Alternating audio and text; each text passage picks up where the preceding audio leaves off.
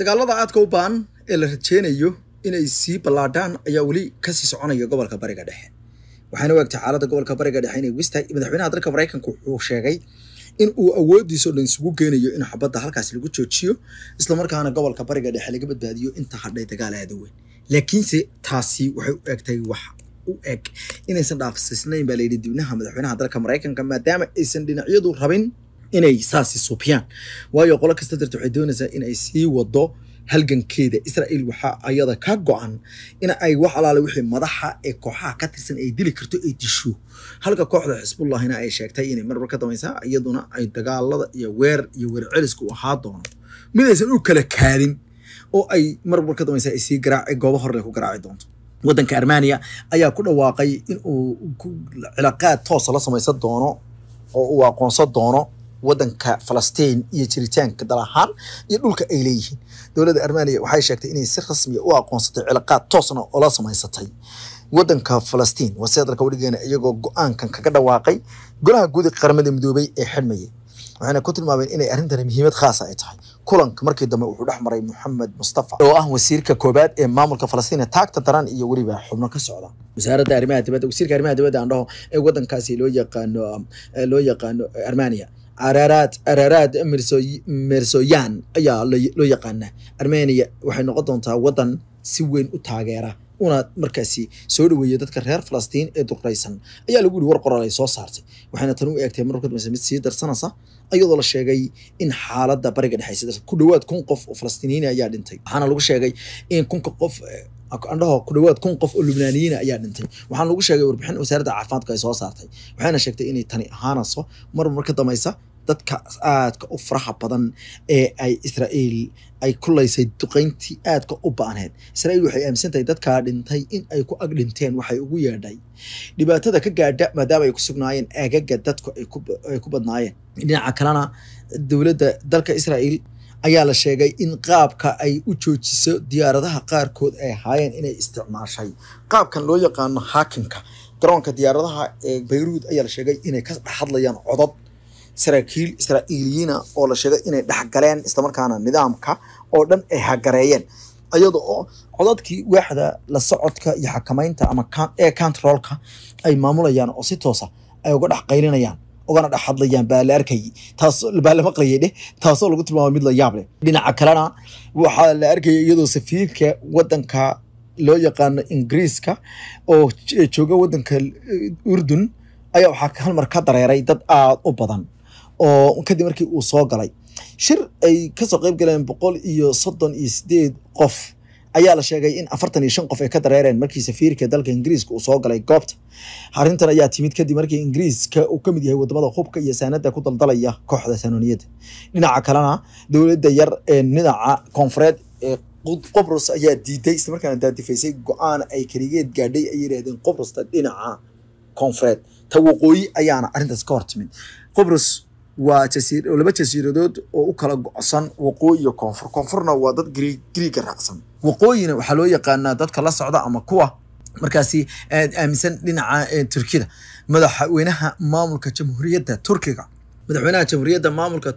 ayaa waxa uu sheegay in ay khalad aad u weyn iyo gaf ay ku dhacday kooxdaas isagoo hadlayay gudoomiyaha baarlamaanka ayaa markii dambe waxa uu sheegay in ay talaabo ka qaadi karaan gudoomiyaha baarlamaanka ee Turkish Cyprus Parliament oo leeyahay Sorlu Torre ayaa waxa uu sheegay in wadankiisu aysan ogoleen ciidamada dalka Ingiriiska iska yimid in ciidan gaaraya 700 oo askari oo hubaysan ay soo degaan jasiiradda oo gabi ahaanba aysan waxba naga weydiinin annagana aan waxba nagala socodsiinin waxa gudub marka horeysa Ingiriiska uu sameeyay ayuu marka labaadna waa tala xumo iyo sidoo kale talaqdoon ka timid ayuu kooxda aagaasi ka talisa wuxuu ka digay in ay kooxdiisu aysan ogolaa doonin annagu ma ogolaa doono ayuu talabooyinka noocaas oo kale dhinaca kalena Ingiriisku waxay hubka u soo direen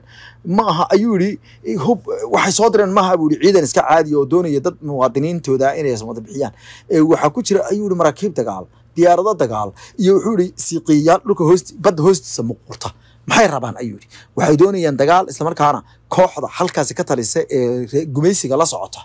ayaa markaas casuuntay wuxuu sheegay inaysan tan raali ka ahayn Greek dhinaciisa waa in ay gabi ahaanba arrintan sida ugu dhaqsaha badan u joojiyaan dalalka reer galbeedka ee qasa ka wada xasuuqa in halka lagu soo dhaweeyo ma ogolin mana yeeli karno ayuu ka digay afyeenka baarlamaanka ee Qobrus Waqooyi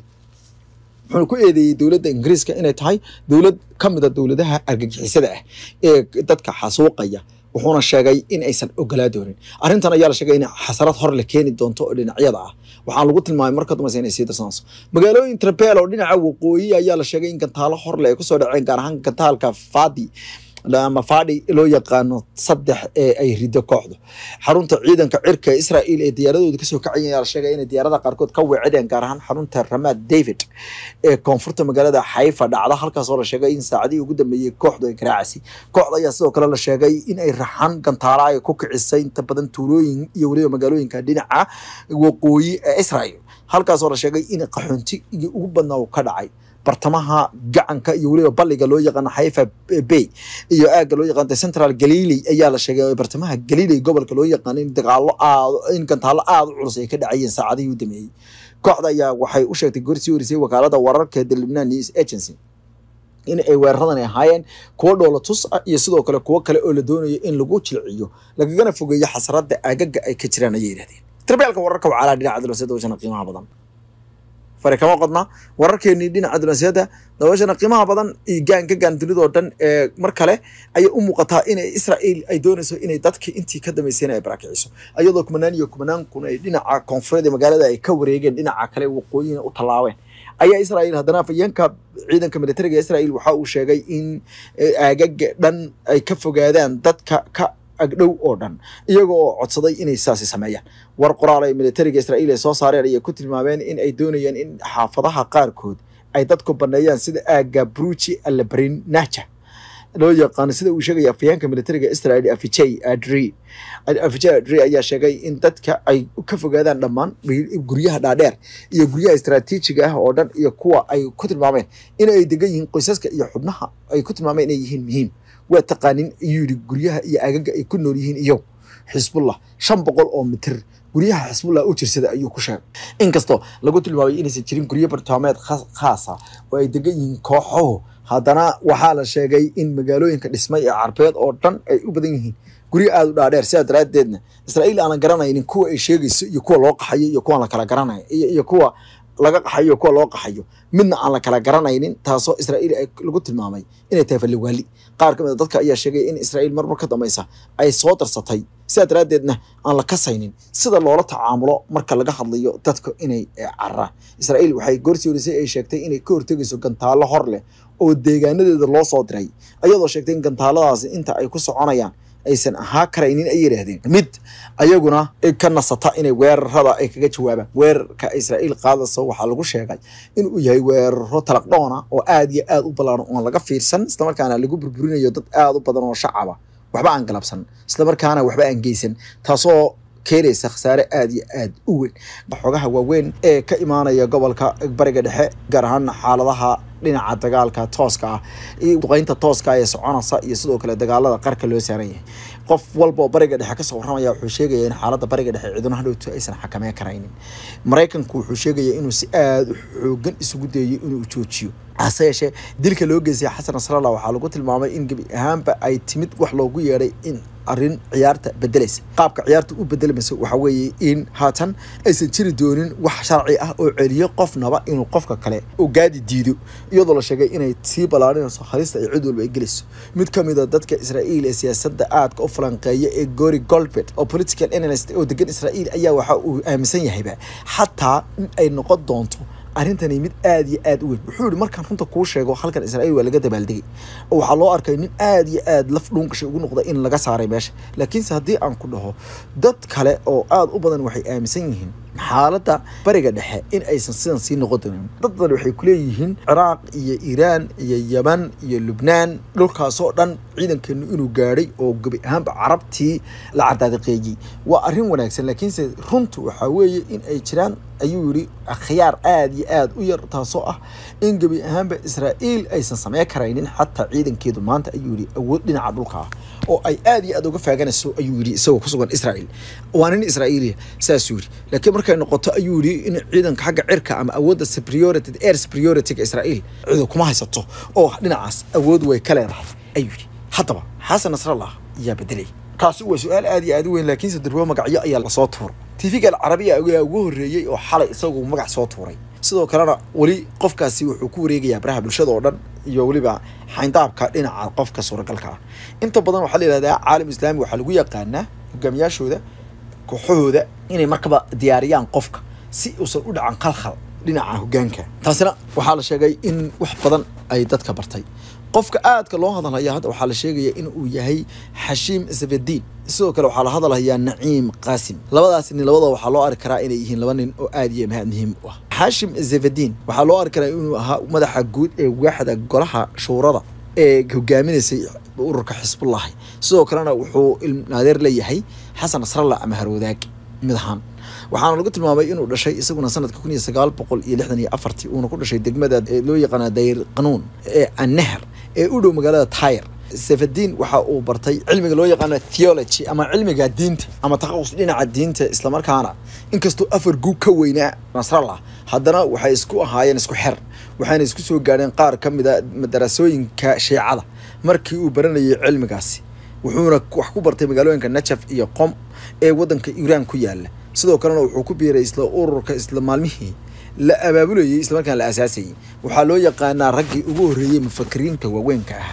Safadiin waxa uu ka yimid isagu qoys ka duwan qoyska uu Xasan Nasrallah ka yimid tusaalahan Xasan Nasrallah qoysku danyar ayuu ahaa qoyska laakiin Safadiin waxa uu ahaa qoys ladan oo habaryartii ay ku jirtay ninka waxa loo arkay in walaalkii Abdallah oo sidoo kale uu ahaa madaxa Xisbullah uu matala Iran Safadiin sidoo kale waxa uu leeyahay saaxiibo aad u badan oo wadaadada Iran ah wiilkiisa reeda waxa uu qabaa gabadh uu dhalay Qaasim Suleymani taasina waa arrin kale oo macno weyn u sameeyanaysa wadanka Iran tusaalahan wadanka Iran Qaasim Suleymani waa la siyaartaa wuxuuna ka mid yahay ragga lagu dhaato dhinaca geesinimadana buugta qaarka laga xornay sidaa daraadeedna qoys dhow ayuu leeyahay ciidanka militariga wadankaasna aad ay isku yaqaanaan taasaa ka dhigaysa ninka muhiimka kana horumarinaysa xataa habar wadaagiisii marka laga dhintay laga yimaado ninka kale ee ku xigeenka ahaa oo aan u soo noqon doonaa isagana taariikhdiisa waxa uu aaminsan yahay dhowr jeer arrimaha loo yaqaano dagaalka xaqa iyo jihaadka wuxuuna dhowr jeer sheegay in wax walba laga hormariyo in la dagaalamo Israa'iil waxa la aaminsan yahay Safadiin labadaba marka la joogo dalalka Saudi Arabia iyo dalka Mareykanka labada waxay u yaqaanaan inuu yahay qof argagixiso ah oo markaasi ay tahay in laga hortago dawladda Sacuudiga ilaa hadda kamay saarin xataa liiska argagixisada Naciim Qaasim isagoo 78 jir waxaana loo arkaa in uu yahay ku xigeenka ururka Xasan Nasrallah ayuuna waxaana loo arki karayay nin muhiim ah isagu waxa uu ku dhashay gobolka loo yaqaan Nabtaaxiya magaalada Kifarakila ee koonfurta Lebanon waa dadka dhulkooda la haysto si gaar ah ayaan arrintu u taabataa gaar ahaanna wuxuu sheegaa mar walba in la soo barakiciyay Qaasimi ama Qaasim waxa uu leeyahay taariikh aad iyo aad u weyn oo dhinaca dhaqdhaqaaqa siyaasadda Shiicanimada 1970 ayuu ku biiray dhaqdhaqaaqii Imaam Musa al-Sadri markii ugu horeysay wuxuuna ahaa dhaqdhaqaaqii ugu horeeyay Amal Movement loo yaqaanay ururka Shiicada ee Lebanon ayuu markii dambe iskaga baxay isagu gabiyahaanba markii uu ku tilmaamay in ay yihiin koox fadhiida waxaana la sheegay 1980 uu ka mid noqday kuwii ayagu u janjeersaday dhinaca barista dadka ee arrimaha diinta isagoo sheegay inuu taa isagu tubta marayo maadaama halkan si xog soo jiijiilahay Qaasimi waa wadaad sidoo kalena wuxuu leeyahay arday raaciya oo aad iyo aad u tiro badan waxaana la aaminsan yahay inuu si aad u xoogan looga xushmeeyo gaar ahaan Ayatollah Maxamed Xuseen Fadlallah iyo Qaasim labadooduba waxa ay dadka bari jireen diinta magaalada Beirut waxayna leeyihiin boqolaal qof oo xer noqday markii dambana kumanaan isku bedelay arday ah si kasta ma noqotee waxa loo doortay inuu noqdo ku xigeenka xogayaha guud ee ururka 1991 isla markiiba uu dhintay Abbas al-Masawi isagu ma uusan noqonin qofkii bedelay ogoobay waana taata keenaysa hadda talafteeda qofka ku xigay inaan marar badan laga dhigin isla hogaamiyaha haatan dhinaca kale marka la fiiriyo dhowr qof waxay ku tilmaameen in uu yahay nin waayeel ah degan balse waxa la aaminsan yahay in uusan u kaknayn sida ninka kale ee Safadiin oo kale tabeelka wararka calaad dhinaca dawladda qiimaha badan wararka calaad dhinaca dawladda caalamka idan haatan Netanyahu faracid ayuu ku baxsaday kadib markii diyaaradiisu ay soo noqotay isla markaana uu ka soo laabtay kana soo kala jeeriyay wadanka Mareykanka oo uu sheegay inuu safarkiisa soo koobay la ajliga waxa gobolka bariga dhexe ka dhacay waxa dalkiisa uu falay ayaa wararka qaarkood ay sheegayaan weer aad u xoogan Netanyahu diyaaradiisu ay la kulantay markii garoonka diyaaradaha ee Ben Gurion International Airport ee bartamaha dhulka la haysta ee Falastiin ay ka soo degtay ayay tiri warbaahinta soo xiganaysa arrintaasi diyaaradii ka timid magaalada New York ee dalka Mareykanka ayaa la sheegay in gantaal ay soo rideen ciidamada awoodda badan ee wadanka Yamani oo ku agdhacay iyadoo la sheegay in aad loogu kala yaacay garoonka Jaffa Airport ee loogu yeero Ben Gurion ayaa la sheegay in lagu kala yaacay halkaas oo ay sheegeen inay tahay dhulka Jaffa ee markii hore magaca loo jiray intii lagu guda jiray ayaa leeyahay markii dambiile Netanyahu soo imaashiisa hase yeeshee ciidanka Israa'iil ayaa markii dambe qiray in howlgalku uu dhacay isla markaana gantaal ballistic missile ah oo ka soo hayaamay dhinaca badda askarkeeda soo maray isla markaana la weeciyay markii uu garoonka la sinaa toosna ugu dhici gaaray diyaaradda inay qabteen gantaalkooda nooca loo yaqaan Iron Dome gantaalka Iron Dome ee Holland ee dhinaca difaaca hawaarada ku qaba ayaa badbaadiyay Netanyahu daqiiqadii ugu dambeeyay ibaalay gantaalku ku habsanaha war qoraal oo kooban Israa'iil ay soo saartay iyo sheegtay inay tani tahay markale inay muujinayso in Israa'iil aysan meel bad qabinsaad raadin Israa'iil ku khasban tahay inay istaafacdo annagoo taageerana dadka walaalada ee Falastiiniinta la durreeyay ee nidaamka cadawga saaniyadu uu dhulkoodii qabsaday iyo kuwa kale Lubnaan lagu dhibaateenayo waxaan go'aansanay inaynu dirno jawaab kale oo aynu ganno nooc kamid ah gantaalaheena casriga ah ayaa lagu yiri war qoraal ay soo saartay kooxda ayaa sheegtay in ay weerarka ay sii wadi doonaan isla markaana ay beegsan doonaan haatan waxaa la sheegay in Netanyahu uu bartilmaameed u yahay kooxaha gobolka ee Iran ay taageerayso waxaana goorsi la sheegay in weeraradan oo dhan ay dhalan karaan Israa'iil ayaa dhowr jeer ku celcelisay inaysan haba yaraatee ka gabangaabsan doonin inay istifaacdo dawladda Mareykanka ayaa sheegtay in Israa'iil ay xaq u leedahay inay iska celiso wax ugu yeedhay hareerinta lagu hayo dhinaca kalena hogaamiyaha ururkaasi ayaa ka tacsiyay wuxuu ugu yeedhay shahaadada iyo geerida uu geeriyooday ayuu yiri Sayid Xasan Nasrallah sidaad raaddeedna waxa uu sheegay in gabi ahaanba kooxda saanuniyada iyo kuwa taageerayaashooda aysan ku qaldamin hal shay wuxuu yiri gabi ahaanba waxaan aaminsanahay in muslimiinta saxda ah oo dhan ee adduunka jooga oo dhan ee dunidooda ku dhaqan muslimiinta oo idil in ay la galiliyoonayaan una duceynayaan lana tacsiyaysan yihiin tan sidaa daraadeed waxa uu yiri walaalkeen wuxuu noqon doonaa nin haliyay ah Nasrallah wuxuuna sheegay in uu gabi ahaanba aan cidna ka barooranaynin geeridiisa sidaa daraadeedna ay tahay wuxuu ugu yeeray nin xornimo u taagnaa dadka xornimada u taagnaa mar walba ay heli doonaan waxa uu yiri shahaadada ama guush Abdulmalik Al-Houthi wuxuu intaas ku daray isagoo khudbad toos ka jeedinayay TV-ga inay sii wadi doonaan halgamo dhowra oo kale oo ay u sheegay in lagu beegsan doono dhinaca kalena wuxuu sheegay in xataa dad badan ay sidan oo kale ay sameeyeen wuxuu yiri Imam Hussein ilaahay ka raali noqday ayaa kamid ah ayuu yiri dadka aan jidkiisa ku dayano wuxuu yiri Xasan Nasrallah gadaashi waxaan noqon doonaa kuwa mara jidkii uu maray iyo waliba in aynu isla marno isla jidkii sidii uu u baxay ayuu yiri Imam Hussein ilaahay ka raali noqday ayuu yiri oo ahaa ayuu yiri wuxuu ugu yeeray imaamkii saddexaad ee Shiicada ayuu soo dalka u dhigay ee ka soo horjeeday buuli Israa'iil أساسه ورجع إمام حسين وحكوضة طبعا يعني ويلكن أوجا وها نبي محمد عليه الصلاة والسلام فاطمة بنت الرسول إلى شيء ساسو كوضة أو كتب يقولي هي إيمان كيسد هذا شيء عذا يقولي ساسوري مركز ما كان حوثيين تا وشيع نكنا ونك لنا شيء نك لو تري حسين الحوثي ولالك ويا عبد المالك ساد رادد تذكر قاركود وحيل هذا بوك أيات شراء وقري حسين الحوثي ضد أي شيء بوك وقري نكاسي وحاليا نكاسي بوك وقري ما كانت في رصو waxaad ka ogaanaysaa kooxdani waxay caqiidahan aaminsan tahay inaysan saxayn ayuu qof igu yiri buuga arkay anu ma arag tirbeelka wararka wala dhinaca darasada washana qiimaha badan laakiin markay noqoto dhinaca dagaalka iyo dhinaca wax iska celinta dabcan waxbay iska celinayaan wada dagaalamaya markay noqoto dhinaca caqiidada waa suuragal inay khaldan yihiin anigu dawlad ma yihi laakiin macnaha sida la sheegay saas oo kale wadamada Carbeed ayaa ku dhawaaqay talabaan ciidano ka filayeen xilligan xasaasiga ee gobolka Bariga Dhexe uu ololayo isla markaana dabargoynta aadka u baan lagu hayo qaar kamid ah muwaadiniinta iyo sidoo kale dadka rayidka ay ku kala dhaqaan dalalka Falastiin iyo Lubnaan wararka ayaa sheegaya in haatan wasiirada arrimaha dabadeed oo Carbeed oo ka ololeynaya dalka Mareykanka ay ku dhawaaqeen waran lan haday loo joogin Mareykan iyadoo dadka qaarkood ay ku tilmaameen arrintan inay muujinayso sida howlgalka Israa'iil uu yahay mid goorsi wareysay lawada qorshay marka hore sidoo wada ku soo dhawaada barnaamijkeena maxaa xiiso leh oo toddobaad kasta hal mar ku maqashaan wararka ugu dambeeyay dunida iyo barnaamijyo kale oo xiiso badan wasiirada arrimaha dibadda dalal kamid ah kuwa caalam islaami oo shir jireed ku qabtay wadanka Mareykanka ayaa markii horeysay waxay ku dhawaaqeen arrin la yaab leh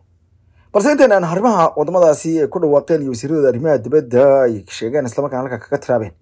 inaan u galin kolka u horeysa inuu fiirino waxyaalaha ugu waaweyn ee wadamada Carabta ka soconaya duqeyno aad u baan oo aan loo meel degin weerar iyo weerarcelis iyo sidoo kale xasuuqyo ballaaran ayaa ka soconaya wadamo dhowr ah oo Carbeed oo ay ka mid ka yihiin wadamada Lubnaan wadanka Falastiin ee la haysto iyo sidoo kale qaybo kamid ah Syria oo markii la doono duqeynayo Israa'iil ay ciidamadoodu waxay haystaan gabi ahaanba go'aan ah in markii ay doonaan ay weeraraan deegaanada qaarkood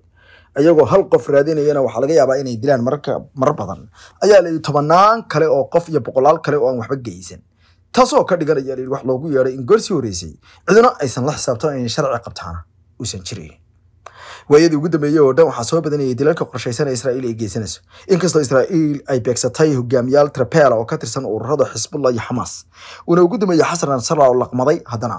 Israa'iil taasi uguma kicin qiimo aad u yar Israa'iil waxay burburisay dhul aad u badan iyo sidoo kale shacbiyad xooggan oo agagaasi ku dhaqna Israa'iil waxa ay sheegaysaa mararka dambaysa inay helayso warwareyn aad u xooggan iyo xogo dheeraad ah oo ku aadan mararka dambaysa dhaqdhaqaaqyo ay sameeyaan waxay ugu yeedhay qaar kamid dad ay doonayeen in bartilmaameedsato hase yeeshee wadamada Carabta ayaa afki juuqdo gaba qaarkoodna waxa la sheegay inay arrinta ku jacsan yihiin halka kuwa kalena aysan hawa yaraatay arrintaasi wax war ka soo saareen inkastoo qaarkood ay haatan ay hadleen warka ay ku tiraabeen waxa lagu tilmaamay kii ugu yaabka badnaa ee indhowga soo baxa ayagoo shirtireed ku hayay qaar kamid wadamada caalamka islaamiga oo xataa uu ku jiro wasiirka wasaaradda arrimaha dibadda dalka Turkiga Hakan Fidan ayaa hadalka isagoo haysto wasiirka arrimaha dibadda ee dalka Masar Dr. Badri Abdullati waxaan hal mar ku soo booday isla markaana mikrofoonka markii uu horeysay ninkii wareejiyay oo hadalka dib ugu soo noqday wareysay ku xigeenka wadanka Urdun ahna wasiirka wasaaradda arrimaha dibadda Ayman Safadi oo hadalka ku soo laba jiiriyay isagoo ka dafay sida warku iska cadaa ama uu ekaa wasiirka arrimaha dibadda dalka Masar Dr. Badri Abdullati ayaa waxa uu warsaday in uu doonayo inuu ku daro hal jumlad ayaan ku darayaa yiri mikrofoon Excuse me, Stefano Vaca, one sentence. The Israeli Prime Minister came here today and said that Israel is surrounded by those who want to destroy it, an enemy. kaasoo uu sheegay inuu ka ilaaway hadalkii hore ee la isla ogaa waxa uu ku tilmaamay in saddexda dal ee markaasi wasiiradooda arrimaha dibadda ee goobta lignaayeen ay ku jireen wuxuu ugu yeedhay kuwa goortii horeysay loo xil saaray inay qadiyadda Falastiin ay sii wadaan wuxuuna ku tilmaamay inay wadamadaasi ahaayeen kuwa ugu ballaadhnaa ee arrinta sii waday sidoo kalena wasiirka wasaaradda arrimaha dibadda dalka Boqortooyada Sacuudi Arabiya oo goobta taagnaa ayaa weekay inuu ka turkay markii uu soo noqday Ayman Safadi waxa uu sheegay hadaba hadal la yaab leh waxa uu yiri hadii aad rabtaan in aan halkan ka iraahdo aan rabo inaan war idin sheego haddaan nahay wadamada Carbeed oo ah wadamada caalam islaami xitaa inagu jireen waxa jira wadamada hadarta halkan taagan ayuu yiri afar tayada oo uu ku jirto xataa Lubnaan waxaanu ku jirnay ayuu yiri dhamaantayo dhowr wadan inkastoo wasiirka wasaaradda arrimaha dibadda dalka Lubnaan markii uu ninkani rogta shubay inta dhigta wax loogu sheegay uu goobta ka dhaqaaqay haddana waxa lagu tilmaamay inay arrintan la yaab lahayd Abdullati ayaa isaguna aad iyo aad madaxa u ruuxayay markii uu hadalka uu haystay Ayman Safadi haddaba Ayman Safadi maxaa uu sheegay Ayman Safadi waxa uu yiri anagu waxaan u nahay wadamadii laga soo xulay loona xulay inay qadiyada daadiyaan oo ku saabsan in wada hadallo iyo xal ka raadiyaan gaar ahaan waxa loo yaqaano xalka labada dal markii wadamada caalam islaami ay shireen waxa la go'aansaday isla markaana la guddoonsaday in la soobiyo wax kasta oo ay ku kacayso qiimaha ugu sarreeya ee ugu ballaaran ee ku aadan ayuu yiri in xalka labada dal la helo oo Israa'iil nabad kula noolaado annagu Israa'iil nabad kula noolaano diyaar baan u nahay halkan waxa yimid Netanyahu wuxuuna ka yiri waxaanu ku hareereysanahay gobolka ayuu yiri bariga dhexe afarta garjahana waana laga fadhiyaa qori ayaa dhafoorkan laga hayaa haddii ay warka u saasi yahay waxaan rabaa halkan inaan ka cadeeyo ayuu yiri arrinta halkan ka cadeynayaana waxa weeye in haddii aanu nahay wadamada halkan is wada jooga ee caalam islaami aanu diyaar u nahay in aanu la noolaano ayuu yiri isla markaana la dhaqanno oo aanu la deganaano la darisno isla markaana cilaaqaad wanaagsan aan la samaysano Israa'iil hadalka la yaab kale laakiin ka maahayn waxa uu yiri wadamada Carbeed halkan waxay ka ballan qaadayaan isla markaana ay halkan ka cadeynayaan in ay yihiin kuwa ayagu damaanad qaadi doona ammaanka Israa'iil ayuu yiri wasiirka wasaaradda arrimaha dibadda ee wadankaasi isagoo hadalka sii wada ayuu wuxuu sheegay bal in la isweydiiyo qofka u qaadaya wadanka ayuu yiri ama wadamada ay ka mid ka tahay ama wadanka Israa'iil yaa u qaadaya ayuu yiri ayuu yiri qofka wadanka Israa'iil u damaanad qaadaya arrintaas ayu qofka laga xaajoonaya anagu waan u ogolahay dalahan waan u ogolahay amnigooda in aanu daryeelno wuxuu kala sheegay laakiin si hal shuruud kaliya inay wataan taasoo ah in la helo wadan Falastiin oo markaasi iyo halka labada dal in la ogolaado wuxuu sheegay in Israa'iil ay kiisay bedelka markii ay warkaas oo soo bandhigeen ay go'aansatay burburinta ballaarinta iyo sidoo kale kor u qaadista weeraro trapela oo aad u xoogan kuwaasoo ay weli ay sii wado dhaqdhaqaaqeedana ay u aragto ayuu yiri mid ay natiijo ku keenayso hataa hase yeeshee hadalkan ayaa waxa uu dhaliyay hadalhayn aad iyo aad u xoogan ayagoo ku tilmaamay in damaanad qaad noocan oo kale ah hadeerta aysan ku habboonayn in la bixiyo tobanaan qof oo ka daba qaatay wasiirka arrimaha dibadda warkiisa ayaa ku sheegay inay tani muujinayso waxay ugu yeedheen jilic aad u xoogan iyo sidoo kale damacsanaan waqti aan loo baahnayn qaar ka mid ah dadka commentska ka dhiibtay ayaa sheegay in warbaahinta reer galbeedku warkan xataa ay diideen inay tabiyaan oo ay dunida la wadaagaan xataa inkastoo ay ahayd fariin garnaqsi iyo dadka qaarkood siday u arkeen kuwa kale waxay ku sheegeen in ay hadalkan uusan ahayn hadal sax qaarkoodna waxay tilmaameen in wadamada carbeedi haddii lagaba diiday tan oo ay yiraahdeen Israa'iil anaga amaankana idii damaanad qaadana ee jooga oo dagaalka joojiya hadday diideen maxaa idra markaasi gudboon dadka carbeed ee ka dhibanayay inta badan aragtida ayaa dalbanayay in aysan ahayn in nidaamka sahanoniyada oo ay sheegeen inay tahay nidaam argagixisa hadeerta aan loogu baaqin nabad laakiinse la tuso quwad ama la tuso qaniya kaafis tan ayaa imaanaysa iyadoo dhinaca kale madaxweynaha dalka Mareykanka Joe Biden uu sheegay inay muhiim tahay in la qaado talaabo xabad joojin oo degdeg Joe Biden ayaa sheegay in uu dalka wadanka Mareykanka uu ka shaqeynayo hal shay kaasoo ah xabadda in la joojiyo isla markaana la yareeyo ayuu qaska isagoo hadlayay isla markaana ka jawaabayay su'aal toos ah oo ku saabsaneed waxa uu Mareykanku yeelay hadii si toos ah ay Israa'iil ciidamadeeda ay ugu dirto dhinaca dhulka inay ka weeraraan wadanka Lebanon ayuu Joe Biden wuxuu ku celceliyay kuna nuxnuxsaday muhiimadu in ay tahay ceasefire wuxuu yiri hadeerta xabad joojin weey maalmo sii horeysay ayay 21 maalmood oo codsi ah oo ku aadan xabad joojin ay dawladda Mareykanku ay dalbatay dawladda Mareykanka ayaa si arintaasi waxay kaga dhawaaqday aqalka cad inay hirgeli doonto 21 maalmood ama waxay ugu yeedheen 21 day ceasefire taasoo ay sheegeen inay noqon karisay waxaana taasi ay dhacday maalintii arbacada ahayd habeenkii uu khamiistu sii galayay ee arbacadu ay guureysay hase yeeshee waxaa ka dambeeyay in habeenkii xigay ay oo habeen hore ahayd la dilay markaasi Xasan Nasrallah taasina ay ka dhignayd inay cirka arinta isku sii shareertay kaatan wararku waxay sheegayaan in ilaa iyo 1 milyan oo qof oo reer Lebanon ayaguna Mareykan ay doonayaan inay qaxaan wadankooda ka barakacaan isku soo wada duuduubo arrimahan gobolka ka taagan waxay u eegayeen kuwa mar walba khatarta lagu ciyaaray xaalista aadka ugu weyn waxa weeye carada iyo niyad jabka dadka reer carbeed haysta kuwaas oo ay aad iyo aad uga cadhaysan yihiin ficil la'aanta iyo hadallada isku qasan ee wadamada carbeed ee hadeerta aan looga fadhiin ka soo baxaya inkastoo dadka qaarkood ee arrimaha siyaasadda sida togan u eega ay sheegeen inay arrintan iska tahay caraysi aysan Israa'iil yeelaynin haddana waxay ahayd ayaa la yiri inay tabiyaan warbaahinta reer galbeedku bal inay ka soo jawaabaan Israa'iiliyiintu maadaama lagu xujeeyay bal in la helo siyaasi Israa'iili ah oo ogolaada qadiyadan Iran dhinaca kale waxay dalbatay golaha amniga qaramada midoobay inuu sida ugu dhaqso badan isugu yimaado Amir Saeed Irfani oo ah ergeyga joogtada ee wadanka Iran u jooga golaha ammaanka qaramada midoobay ayaa dalbaday in golaha ammaanka qaramada midoobay uu isugu yimaado kulan degdeg ah kadibna laga wada hadlo yiraahdeen shirqoolka lagu dilay Xasan Nasrallah warqad loo diray golaha ammaanka ayuu ugu baaqay xubnaha 15 ah inay cambaarayaan isla markaana ay ku tilmaamaan ayuu yiri markaasi dambi kan isagoo ku tilmaamay in weerarkaasi uu ahaa mid fuleynimo ah iyo sidoo kale weerar argagixiso oo dalqaaf sayesha goortii horeysay ayaa madaxda dalka Mareykanka ay aad u soo dhaweeyeen iyadoo madaxweynaha dalka Mareykanka uu ku tilmaamay Xasan Nasrallah nin ay ku maqan yihiin kumanaan qof oo Mareykan iyo isugu jira Israa'iiliyiin iyo sidoo kale Libanaaniyiin khayda una ahaa nin argagixisa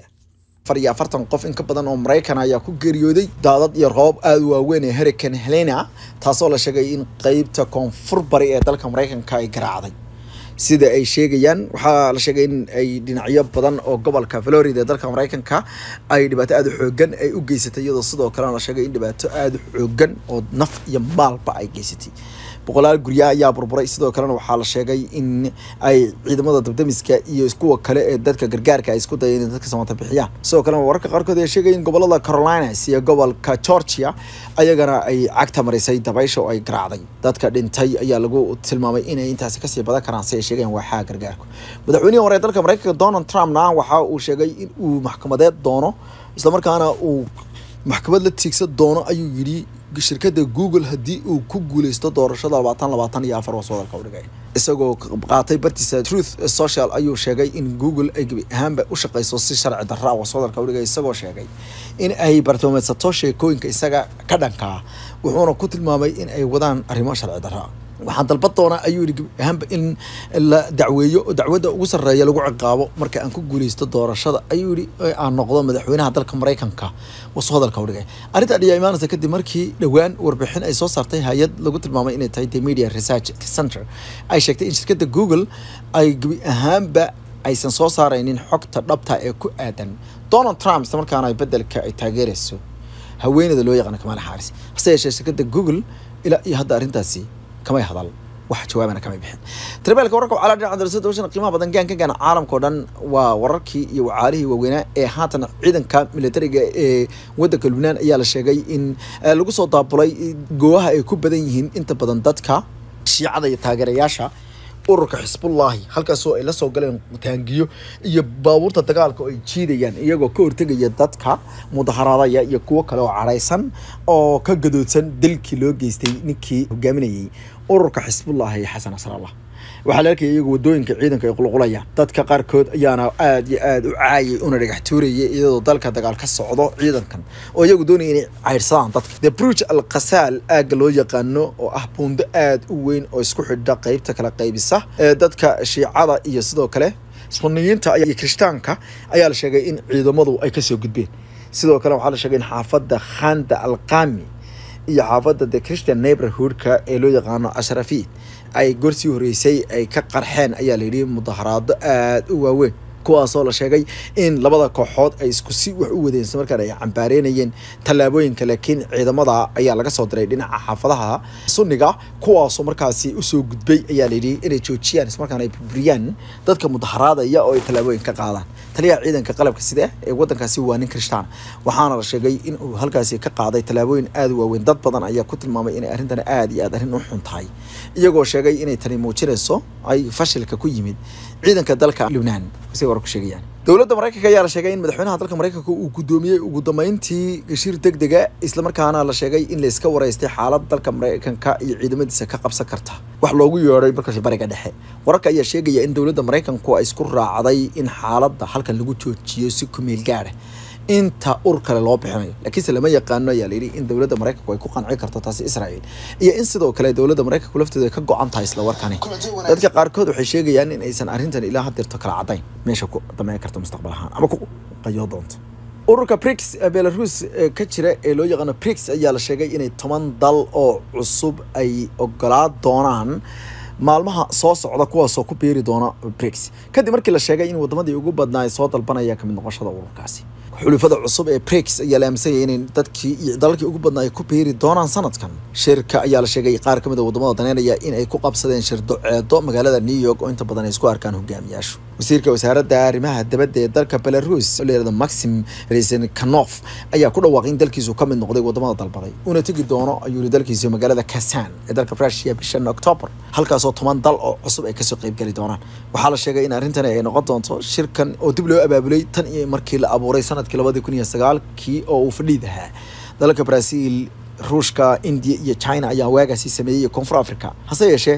iyadoo Koonfur Afrika ay ku dareen 3 sanadood kadib markii ay sameeyeen haddana waxaa lagu tilmaamay ururkan in sanadkii 2023 uu boorka laga jafay kadib markii lagu tilmaamay in wadamada reer galbeedka la doonayo in qalka laga galiyo hangool faraara leh waxaana dadka qaarkood ay ku tilmaameen halista weyn ee wadamada reer galbeedka hadda haysata in ay tahay in loolanku uu ku ekaaday ama ku biya keenay oo dhinac kale hadeerta arrinta ay u muuqato dhinaca kalena dabashana qiimaha leh 6 kamid ah ciidanka qalabka sida dalka Pakistan ayaa ku geeriyooday shil diyaaradeed oo dhacay 6 qof ayay ku dhintay diyaarad nooca charter helicopter aan dhaho oo ku dhacday dhinaca waqooyiga dalkaasi dad saaran diyaarad waxay ahayd helicopter oo nooca qamaatiga ka calaakeense ay iska leedahay mada cirku laakiinse dadku inay wada ciidan haayeen ciidamo hubto waayo diyaaradda waxaa la sheegay in dad Kiristaan oo ay ahayd diyaarad charter flight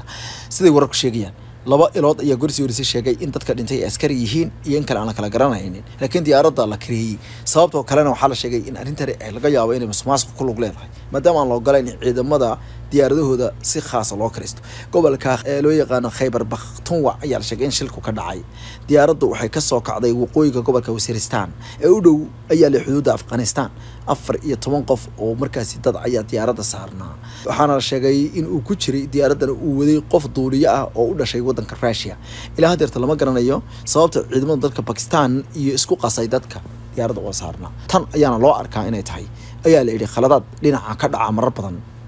hawada dalka Pakistan sanadkii 2020 magaalada Karachi ayaa waxa ka dhacay shil diyaaradeed halkaas oo la sheegay in ay dad badan ku dhinteen kadib markii diyaaradda soo dhacday halka qaar fara ku tirsana ay badbaadeen waterbeelka wararka wacala dhinaca dawladda doorashada qiimaha badan gaanka caalamka idil haatana wararka wacala dhinaca dawladda dhinaca kalena fiiriyo doorashada qiimaha leh mid iyo labo maxaa u dameeyay wararka kale ee bariga dhexe iyo wararka dagaalada aadka u waaweyn xildhibaanayaasha gobolka waxay ku mashquulsan yihiin dagaalka gobolka bariga dhexe ma la xakameyn karaa ma la jooji karaa dad badan waxay isku raacsan yihiin in aan la xakameyn karin dad aad u yar ayaa qaba in haddii dawladda Mareykanku ay awoodeeda isticmaasho islamarkaana ay Israa'iil si toos ah ugu hanjabto oo u sheegto inay hubka iyo saanada ka gooniso kaliya uu dagaalku istaagi karaayo dhinaca kale baarlamaanka waddanka Iran ayaa ku dhawaaqay in ay loo diyaar garoobo la abaabulo ciidanka amniga qaranka waddanka baarlamaanka dalkaasi Iran ayaa sheegay in Israa'iil wax kasta ay ka suuroobaan si adraadeen waxay ku tilmaameen inay noqon doonto talaabo aad u weyn baarlamaanka waxda u qaabsan amniga qaranka ee Iranian Parliament National Security and Foreign Policy Committee ayaa shir degdeg isugu yimaadeen waxay golaha wasiirada awood u siiyeen iyo madaxweynaha inay waddanka difaacaan saacad kasta iyo daqiiqad kasta si adraadeen baarlamaanka waxay sheegeen in aan hadeerto iyaga waxba laga sugin ee marba xaaladda wixii yimaada la tacaalo dalka Ciraaq 3 maalmood ayaa laga dhawaaqay oo iyaguna barordiiqa wayna sii socon doontaa Israa'iil goortii waxay sheegtay in dagaalo iska hor imaado iyo duqeyno aad u baan uu ka soconayo dhammaan dhulka inta waqooyi Israa'iil ay degan tahay taas oo ay ku tilmaameen mid aad u yaab leh tafaasiishii ugu horeysay ee ugu ballaadhneed ayana kooxda Hezbollah soo saartay oo ay sheegtay in ay gabi ahaanba ay ka hadlayso arrimaha warqadda aadka u dheer ee lagu faafahiyay sida uu u dhacay dilka ninka loo yaqaan Xasan Nasrallah ayaa lagu qoray markii ugu horeysay erayada dadka qaarkood ay la yaabeen oo ay ka mid tahay waxaanu doonaynaa halkan in aanu uga tacsiyeeno sidoo kalena aanu ugu hambalyeeno ayay yiraahdeen shuhadadii dhammaantood kasii horeysay oo aanu gaarsiinayno farxiin kuwaas oo ku soo beeray walaalkooda ayaa lagu yiri dad badan ayaa arrintan ku tilmaamay in ay tahay qaabka loola hadlo dadka halganka u taagan si aan loo niyad jabin waxayna ku tilmaameen in ay doonayaan in halkan farriin uga diraan shuhadadii hore kuwii yani jidka ku dhintay ay yiraahdeen in ay walaalkeedii ka daba yimid sida daraadeedna ku soo dhaweysaan ay yiraahdeen gacmo furan waxayna ku tilmaameen in ay gabi ahaanba ay mar kale ay qaadi doonaan talaabooyin xaq ah oo ay ku tilmaameen in dagaalku uu yahay mid khasab ah sida daraadeedna cidina aysan haysanin dooq ah aan ahayn in la taageero qasa iyo in la xoreeyo dhulka carbeed iyo waliba dhulka Falastiin oo dhan ay yiraahdeen warka qoraalka waxay ku dareen in gabi ahaanba dhinacyada oo dhan ay ku aaminaan hoggaanka si ay ugu aamineen Xasan Nasrallah oo kale sida daraadeedna ay dalbanayaan is aaminaad iyo sabir waxayna sheegeen in isagu raqsa badan loo sugo wixii la falayo oo ah in inta laga helayo ay yiraahdeen xuquuqda maqan oo la soo itibinayo in la daba heeti doonaan ay yiraahdeen nidaamka saaniyada ilaa dhulka laga saarayo sadalka u dhigeen hadaladan ayaa imaanaya iyadoo ay gabi ahaanba carabtu marba ka dameysa hadalada ay soo saarayaan ay yihiin kuwa aad iyo aad u kala adag wasiirada la baxay wasiirada nabadda ee dalalka qaarkood ayaa la sheegay in ay ku shireen magaalada New York wasiirada la baxay the Friends of Peace ama saaxiibada nabadda ayaa waxa gudoominayay wasiirka arrimaha dibadda dalka Shiinaha Wang Yi iyo dhigiisa waddankaasi Brazil Mauro Vieira kuwaas oo sheegay in ay ka hadlayaan arrimo waaweyn waxa ka soo qayb galay markii dambe dalalka isugu yeedhay inay nabadoon yihiin gaswad waddanka ka mid ka taqaanaa dalalkan isugu yeedhay inay nabadoon yihiin waxa halkaas waxaan rabaa in Soomaalida waa ogahay far waaweyn bay wax ku fahmaan halka waxaan rabaa far waaweyn ku dhigo marka horeysa Friends of Peace baa la abuuray urur la yiraahdo ururka Friends of Peace macnaheedu waxa weeye waa wadamada nabadda jecel ee ayagu aan doonaynin haba yaraatay in adduunka ay xabado ka dhacdo oo la istiro oo dabcan ay noqoto nabad yaa sameeyay dawladda Shiinaha ayaa sameysay dhowr dal oo kale ayaa ku soo beeray kadibna Shiinuhu ujeedada ugu weyn oo kala waa maxay ujeedada ugu weyn oo kala waxay ahayd hal shay in ay adduunka maadaama lagu shaambadeeyay hadeerto dalalka reer galbeedka inay yihiin dalalka adduunka dagaalka ka wada inay perspective ka ayagu qaataan leadership danbaan ugu jirta Shiinuhu ma nabadoon baa wadamada nabadda aadka caanka ugu abweeyay Shiinuhu waa wadamo aad iyo caanka waa xitaa ayaga waa la dhibaateeyay dagaalkii koobaad iyo dagaalkii labaad ee adduunka inta badan ayagu xasaradaha dagaalada ma jecla يعني aad uma jecla wadan dagaalka u degdega ma laakiin hadir ayagu nabad jacayl kama ahay fursad ba ugu jirta leadership bay meesha ka wada laakiin meesha u socdo halka ma wadanka kamidka adaa qosli doona ee wadamada ku jira boogtay ee wadamada nabadda ka shaqeynaya wadamo caalam islaami oo kale way ku jiraan laakiin se wadankan aad baan rabaa in Soomaalidu wax ku fahanto Masar ba kamid Masar waxay ku jirtaa Friends of Peace ya halkan waxay ka leedahay Soomaaliya waxay ka leedahay wal ogay Masar in Ethiopia doonayeen in la dagaalanto Ethiopia hadii Masar doonayso in la dagaalanto way garanaysaa diyaaradeeda xataa dagaalku uma baahna inay wadanka la shidaal ka qaataan markay ku duulayaan iyo haday burburinayaan toona moqti laakiin waxa meesha ka cadaatay in Soomaalida dhigad loo isticmaalayo markay la keenti maado Falastiiniintan la laynayo Lubnaantan la laynayo Carabtan la laynayo waxa la laynayo markay qodxu ku leeyihiin waxa ku jirnaa friends of peace ku jirnaa wasiirkooduna wuxuu ag taagnaa wasiirka arrimaha dibadda ee wadanka Urdun oo dhahayay nabad baanu u rabnaa Israel nabad in la rabo wax xun ma is good peace waa wax aad iyo aad u fiican everybody wants peace laakiin markaad adiga peace rabtid inaad dadka kumaankunka gaaraya 50,000 oo qof oo lagu dilay agtaada